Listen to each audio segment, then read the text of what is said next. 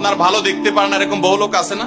এই হিংসা করলে অনেক সময় বদনজর লাগে, বদনজর। আপনার ভালো কিছু হতে আরেকজনের জ্বালা পড়া শুরু হয়েছে, এর কারণে অনেক সময় মানুষ ক্ষতিগ্রস্ত হয়। বহুবার এই সূরা পড়ে তৎক্ষণাৎ একেবারে পড়ার সাথে সাথে আমি কার্যকরিতা আমার চোখে বহুবার দেখেছি, আলহামদুলিল্লাহ।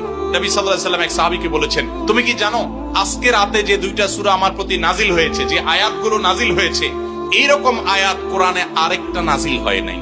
আমার বাচ্চার কোনো অসুবিধা হলে মাঝে মধ্যে আমার মিসেস বলতেন যে একটু দোয়া পড়ে খুদাও তো। আমি আমার মিসেসকে সাথে সাথে বলি, কেন, তুমি দিলে কি সমস্যা? অনেক সময় বাচ্চাকে নিয়ে আসেন, হুজুর একটু তাকে দোয়া পড়ে ফু দিয়ে দেন, একটু পানি পড়ে দেন। আমরা কি দোয়া পড়ি আজকে সেটা আমি আপনাদের সামনে ফ্ল্যাশ করে দিলাম, জানিয়ে দিলাম।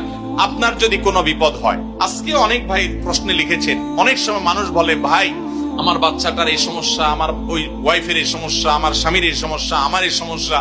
আমরা আল্লাহর কাছে আশ্রয় চাইতে জানি না। আজকে শিখে যান, এই 2টা সূরা নাজিল হওয়ার যে প্রেক্ষাপট, সেই ঘটনা শুনলে আমাদের ঈমান আরো বেড়ে যাবে ইনশাআল্লাহ।